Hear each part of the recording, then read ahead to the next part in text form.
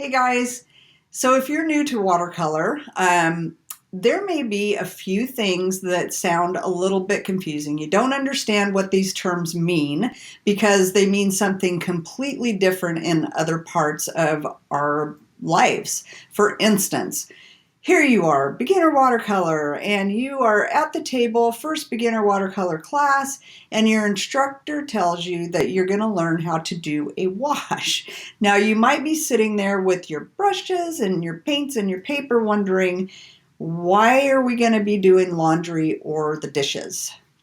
I don't want to do that. I came to paint.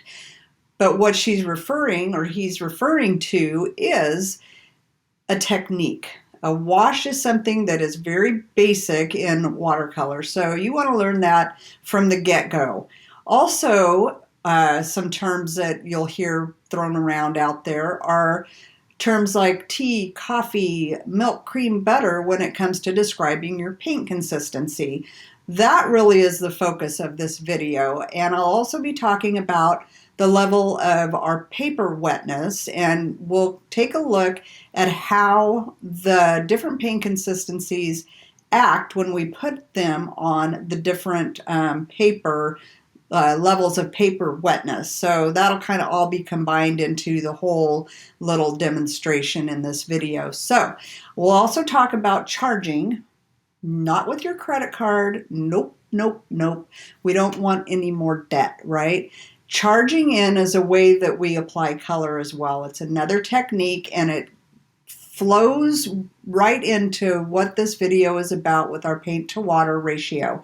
So don't forget to hit that button, the subscribe button. Don't forget to hit the subscribe button, like this video, and also if you hit that little ding ding bell, you'll get notified when I put up new videos. So let's take a look at paint consistencies and some of the different techniques that you need to know in the beginning when you're beginning watercolor. So let's dive in and take a look at all these beautiful little things that watercolor has for us to learn.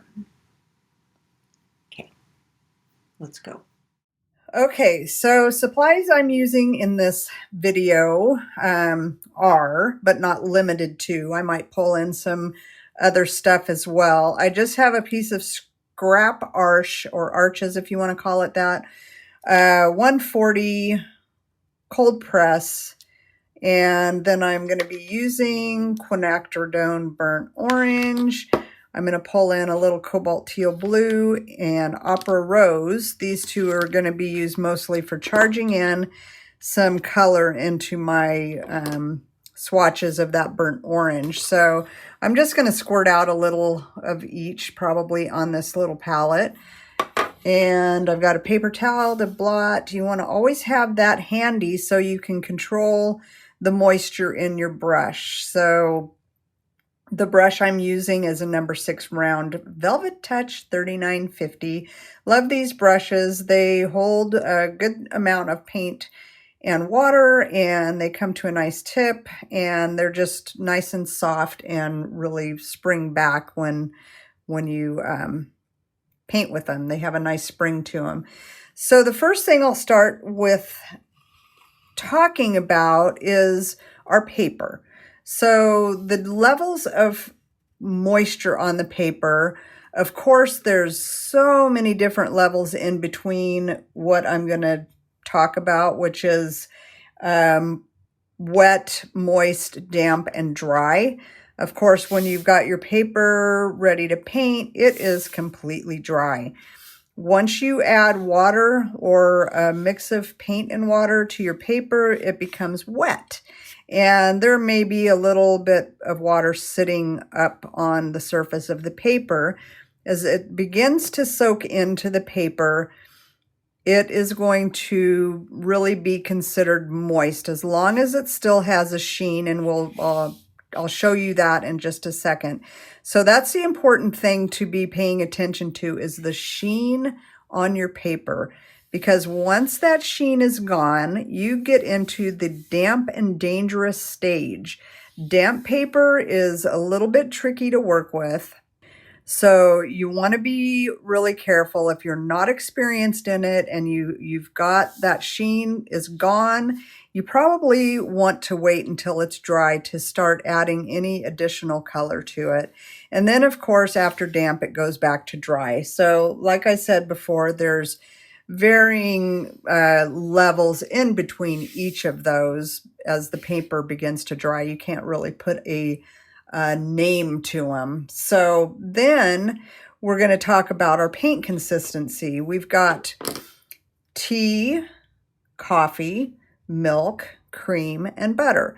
So the difference is when you've got a tea mixture, you've got a very diluted mixture of paint. So there's very little pigment in that. It barely tints the paper.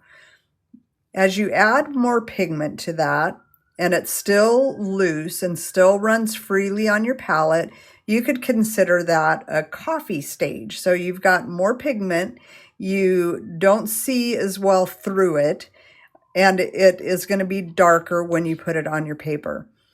Add a little bit more pigment to that, and you've got your milk consistency. Milk is going to be a little bit more sluggish when you tip your palette. It's going to be thicker, and it's going to be darker when you add it onto your paper. Then, continuing on with our beverages, cream is even more pigment, thicker than the other three, and you get that by adding even more pigment to your coffee or coffee mixture, milk mixture. Ah!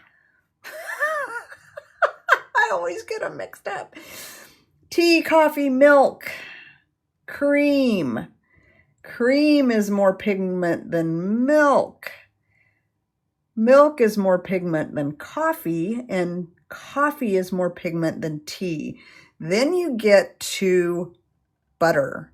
Butter is basically straight from the tube.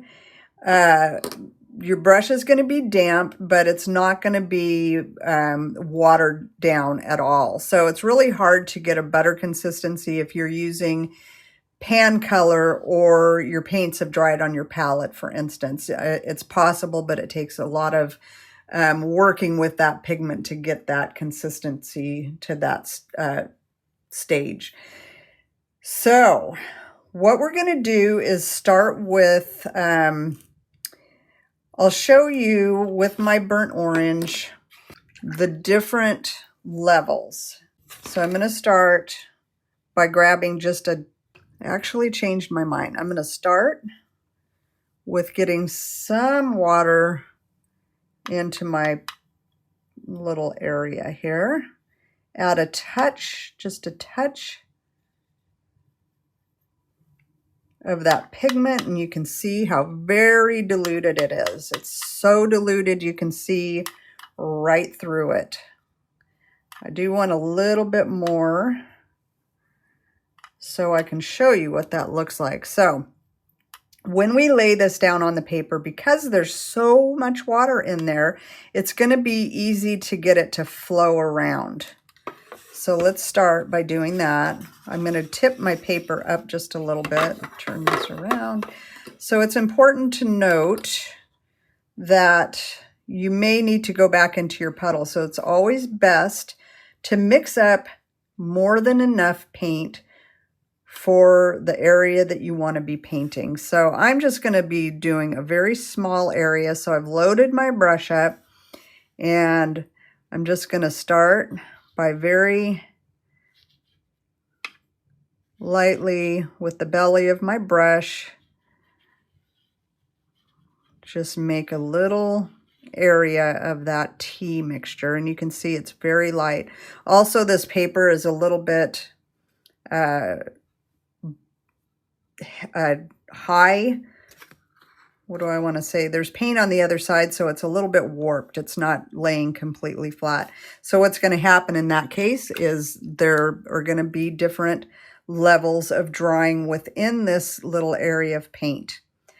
So what I'll do here is add a bit more pigment to get it to more of a coffee consistency. You can see it's not as transparent, or it's not as easily seen through, but it is darker. So I'll start by, I'm going to tip this a little bit so that dries a little more evenly. But now I'm going to same thing, I'm going to come over here with what would be considered my coffee and just paint in a little area here. And you can see it's darker. More pigment is going to make it darker. And these are going to dry lighter, by the way. Watercolor always dries lighter. Now to get that milk consistency, the next thing we're going to do is come over, and you guessed it, we're going to add more pigment. Now we've got a mixture that's a little bit more sluggish, a little bit thicker on the palette, and I'm going to add some more water because I just get the feeling it's going to need a little bit more to cover that same area. So now we've got a darker, thicker mixture considered a milk consistency. Same thing, I've got a puddle here. I want to tip my paper and spread that out so it dries evenly. I don't want any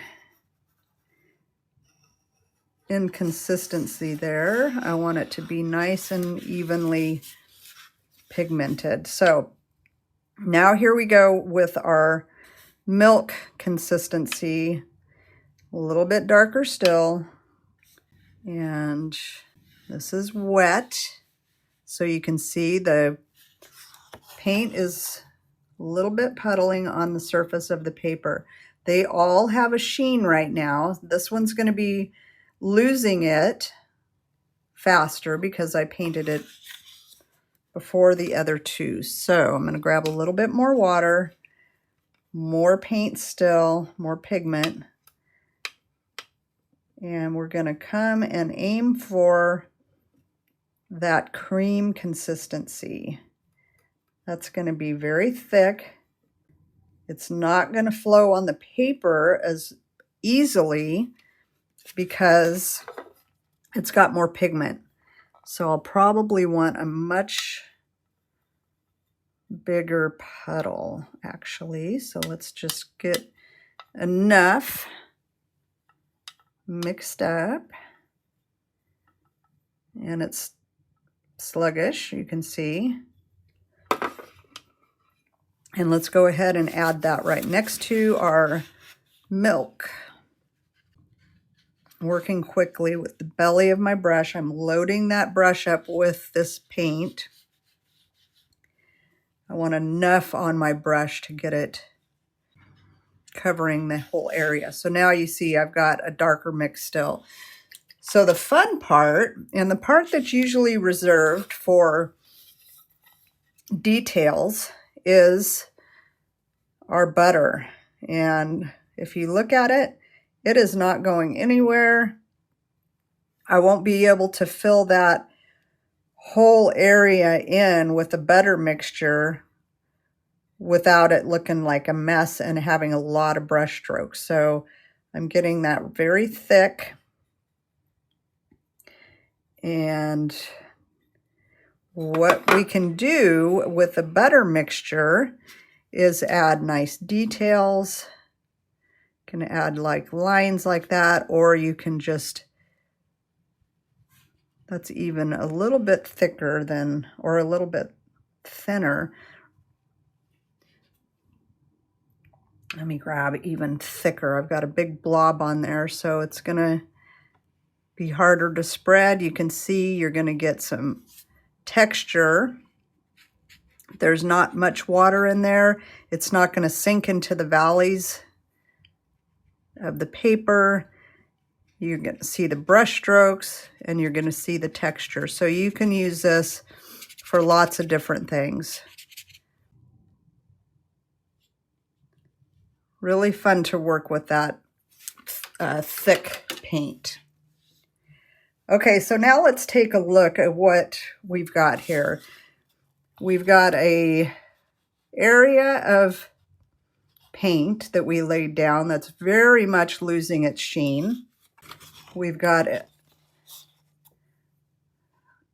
moist, and we've got, both of these are still fairly wet. They've got paint still sitting on the surface. It's still busy soaking in, but for the most part, we've got different levels of drying, and that's because obviously I put this one on before this one, and this one before this one, this one before this one, and this is the final, and it doesn't have much of a sheen. It's got a little bit from where the paint is really super thick.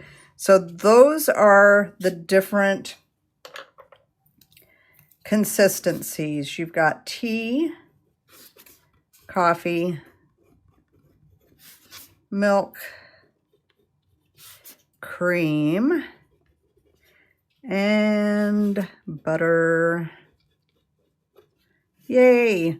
Okay, so now let's take a look at what it looks like when we put these different paint consistencies into a wash that is at the different levels of drying.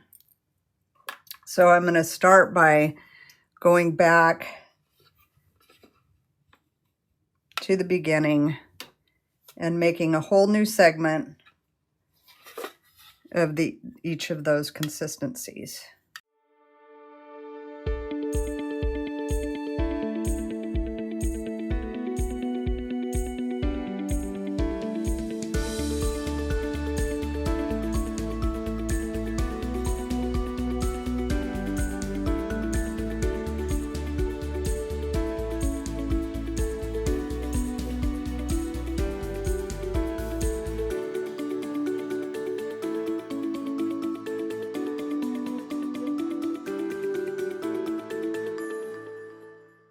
Okay, so I've got my start. I didn't do the butter because it doesn't apply quite as much the same. But I'm going to get this little opera rose squirted out, working quickly because these are drying as we speak. So when you're putting in another paint color, into something you've got down on the paper, we call that charging in color. So I'm going to get this cobalt teal blue.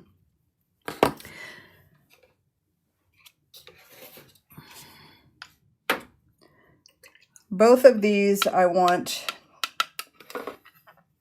to get fairly diluted so we can show you.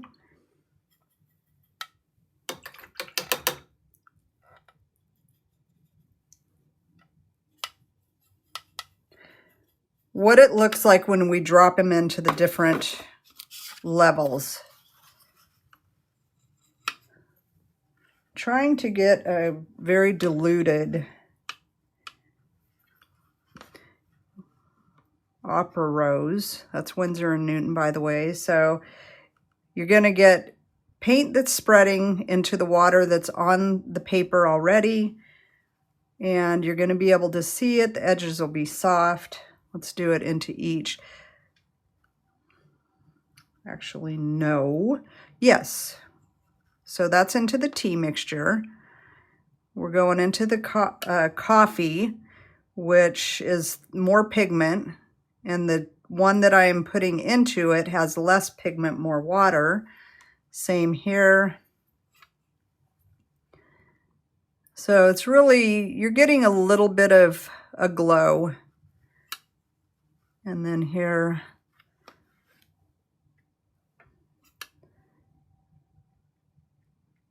so it's really kind of spreading out because that tea is just, there's just not a lot of pigment in it. And this is more of an opaque color, so the paper whiteness doesn't come through as much as with a transparent color.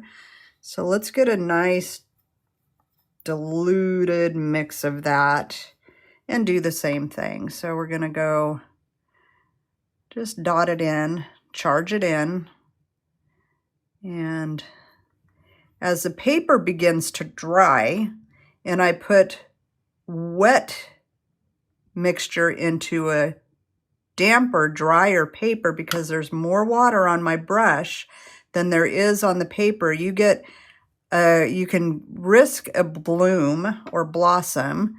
This is still wet enough where it's not going to do that as much, and you're still getting a soft edge here. So let's drop that in over here where it's a little moister. And still not a lot of pigment in that. So because the cream has more pigment and it's a darker color, that's not going to really shine through as much. So we're going to let this sit here for a minute. As you can see, we really lost the Opera Rose in this one and this one. These you can still see it because the amount of pigment that I dropped in was not too far away from what was there originally. So it's just pushing away some of the color, and that'll be coming through as it dries. This one right here, we're starting to see a blossom form because this area of the paper is drier than this area. And so this is pushing back into that dry area. There's nowhere for that paint to go. Where the paint goes where the water is. So where the water goes, the paint flows. If there's no water over here, the paint is not going to flow into that. So even if I tipped it, it's going to stop right there. It's like a little dam. So this area right here is going to do the same thing basically. This is drier than this. And so we're going to get a hard edge forming in this area. So I'm going to get a thicker, not that one. Not that one. We're going to go with the teal. We're going to get a thicker, maybe closer to a milky cream consistency. That's not going to have as much water in it. So when I drop it onto the paper with the paint wash on it, if this has more pigment, it's not going to move as far. So this is still pretty wet over here. It's still got puddles. This still has puddles here too. This is dry. We can experiment while it's in this level and see what happens when we drop in this milk to this pretty wet milk consistency wash. Same, this was more of a coffee or milk. Let's see what happens when we drop in more of that creamy mixture. You see how it doesn't flow as far? It's because there's more paint in my brush and less water, and there's more water on the paper. So the pigment is gonna flow, it's gonna soften, but it's not gonna just completely dilute and get lost. And let's try it over here. This has still got a sheen, and this is our cream mixture with a cream mixture. So it's not flowing as far as this because this was cream and this is cream on my brush. Paint to water consistency is huge when you're painting in watercolor. Let's see what it does over here. This is still got a sheen, but it's would be considered moist, and it's still softening very nicely. And this one is, of course, a lot of water on there, so it's going to dilute a little bit more. There's nothing down here, no water. There's water there, but you've got an edge of dryness. So this isn't going to go anywhere, but if I put it into the puddle, it will. And let's see what happens with our Opera Rose. This is such a pretty color. So I'm getting that pretty thick. That's pretty much melted butter. it's like not quite butter, not quite cream. It's a little bit thicker. So let's put that into our tea mixture over here. More paint, more pigment is on my brush, less water. There's still moisture on the paper. It's going to soften, but it's not going to spread as far because there is so much pigment on my brush. Same is going to happen over here. And you're going to see that beautiful color just sitting and not going too far. This is way too wet. I wouldn't even put it in that spot. But if I put it over here where there's still a sheen but not a puddle, we're going to get some beautiful opera rose sitting in there. And you can even put it on top of that cobalt teal to get some really cool variations. And over here, again, this is too wet to mess with, but I'm going to stick it over here. This is cream going into cream, pretty much, so it's not going to be as vibrant as these because there's a lot of pigment on the paper already. Now, if you put it here, you're going to get little dots that don't go anywhere. It's all to do with paint consistency, paint to water ratio to what you get on your paper. And this is really important to know if you were wanting to paint. Let's just go here. This is another way also to add a wash, by the way, is to wet your paper first. And I'm going to mix these two colors together and get kind of a nice pinkish burnt orange. And we're going to pretend like this is going to be a flower. But I want some shadowy areas. So I'm going to get this blue, cobalt teal blue with my burnt orange. And then get a little bit of that.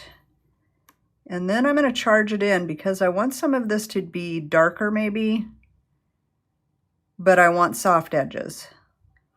So because of the paint to water ratio, I can give that some variety in the darker area of that flower. And you can just keep charging it in. As long as you don't brush it, it's going to stay and just create this really nice, beautiful, varied wash or variegated wash. So let's come back after this is dried and we'll take a look at what this little exercise has shown us. Okay, this has had plenty of time to dry, so let's take a look at what we've got here. And if you can see, when I added the tea mixtures, they very much diluted. They changed the color of this a tiny bit, but the thicker the paint mixture got, that I added to my tea mixture when it was still moist paper, the more of the pigment you saw, and the edges are still soft. This was, you know, somewhere around milk, I believe, and cream. This was straight from the tube, virtually, and it just really stayed in one place and is very vibrant. Over here, what we saw happening was a blossom forming, and the reason that happened was because there was more moisture over in this area. This paper had become damp and dangerous pretty much. It was still cool to the touch. If I were going to touch it with the back of my hand, I would be able to feel that.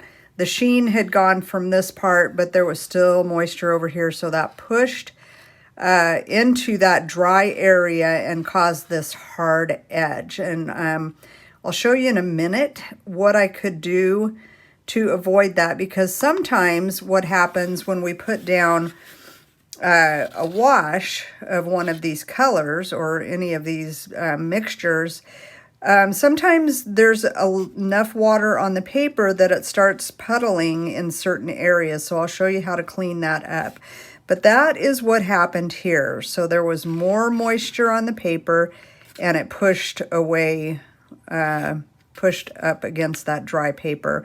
But then we've still got enough moisture that when I put down this creamy milky mixture, it still created a soft edge without forming a blossom. And you could see the intensity of color. And then of course we had the butter here. And same over here, there was enough moisture on the paper to equal the amount that I was putting into it.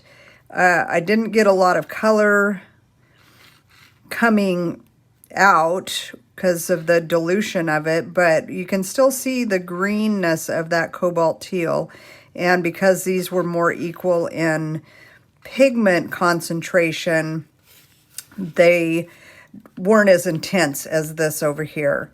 And then we get to the cream mixture and you can just see the difference. So this is why it's so important to practice these, to just have fun. I mean, really just mix up some of your favorite paint colors with other paints to add into it. And it's a good way to see what the colors do with each other, how they act around each other. So you might get some that gray down the other color, or they gray down each other, or you might get just a beautiful, beautiful blending of analogous colors where they're all kind of in that same area on the color wheel. So, and this one I really like too, just a really pretty. You look a little bit closer, you can see the texture in there. And this is, as I say, texture. One reason why you want to learn these different techniques, because it's a way to add texture and color to washes where you wouldn't otherwise be able to do that. So with watercolor, we don't go over one paint color with another paint color and it hides it or stands out. The color is transparent, so the other colors come up through and shine through. So that's a way to add a color into it. Like this is a dark color, and I plopped the opera rose in there, and it's a way that I can get that to shine through if I am careful not to go back and brush it. That's so important that you don't go back in and keep messing with these, because you lose. In fact, let's moisten this back up again. And I'm going to just get a milky mixture here.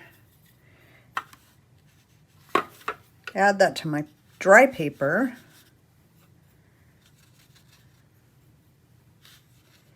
And then I'll come in with this cobalt teal, and a fairly thick, pretty much straight out of the tube. And I'm just going to drop that in.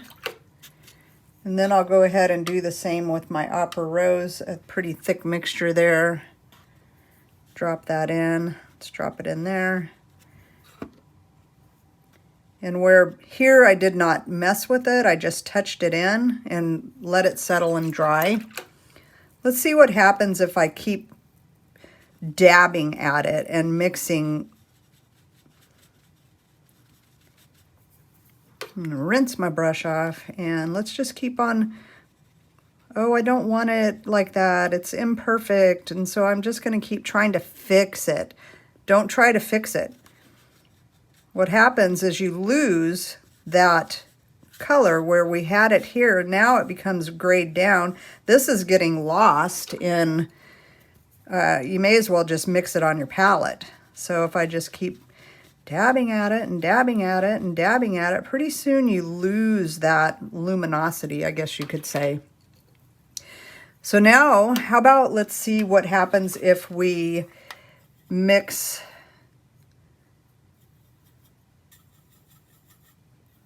the two together. Now we've got burnt orange and that cobalt teal, and look at what happens. Whole different story here, whole different color. And I don't think it's going to show up too much, but if I mix my Opera Rose and lay it down, it's really not going to show through. It's still a pretty color because those two go well together, and that Opera Rose is going to brighten up that burnt orange. Okay, so, oh, I know. I wanted to show you.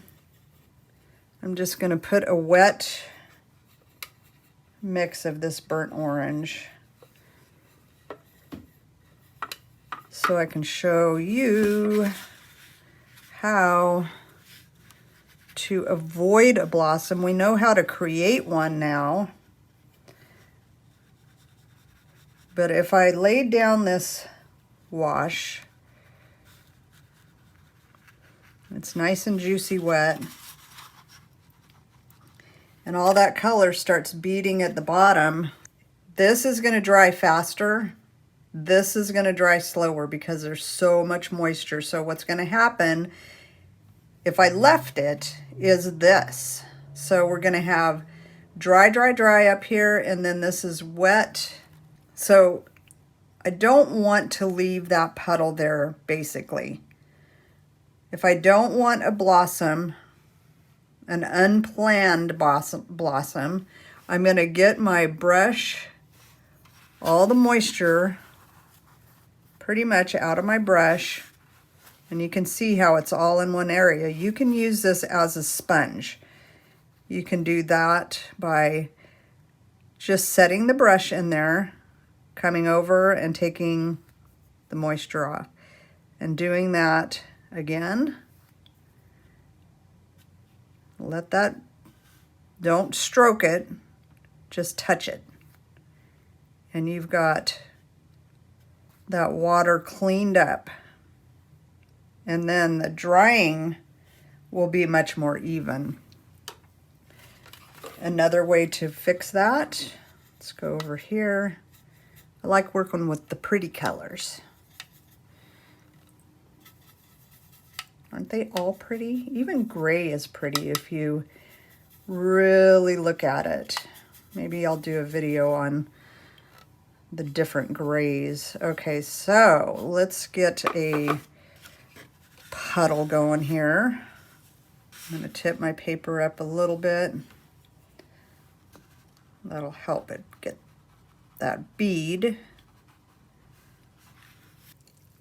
Now I can also come along the bottom of this and just barely let that paper towel touch that bottom edge, and we can soak up that puddle, that bead,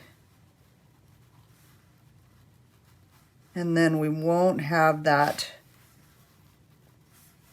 blossom that we don't want.